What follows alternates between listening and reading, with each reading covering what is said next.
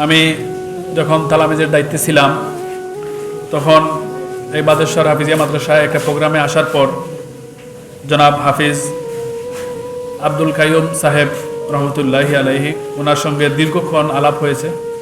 ওনার স্বপ্নগুলো আমরা এই মাদ্রাসার মধ্যে লালিত হতে দেখেছি এবং এই মাদ্রাসাকে তিলে তিলে গড়ে তোলার জন্য যে বড় হাফিজ সাহেব আলহাজ মিসবাউদ্দিন সাহেব রহমতুল্লাহি আলাইহি সহ যেসব উস্তাদগণ খেদমত করে গেছেন প্রত্যেককে আজকে আমরা স্মরণ করছি হৃদয়ের অন্তঃস্থল থেকে।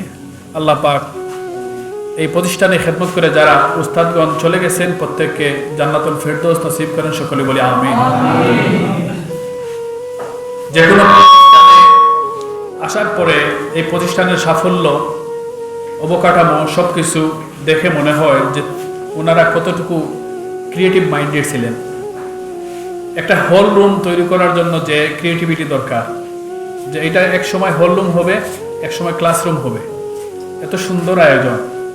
তার পাশাপাশি আপনাদের এই শাখার আয়োজনের মধ্যে একটি কথা বলতে হয় যে পানির বোতলের মধ্যে একটা ক্রিয়েটিভিটি রয়েছে। আমি এসেই দেখলাম যে তালামিজের লোগো লাগানো পানির বোতল, মানে ছাত্রদের ক্রিয়েটিভিটি দেখে মনে হয় যে এই মাদ্রাসা একদিনে গড়ে ওঠেনি, দীর্ঘদিনের পরিশ্রমের ফসল। এবং এই জন্য আমরা প্রথমে শুকরিয়া এবং উস্তাদগণের মাগফিরাত কামনা করে দোয়া করলাম।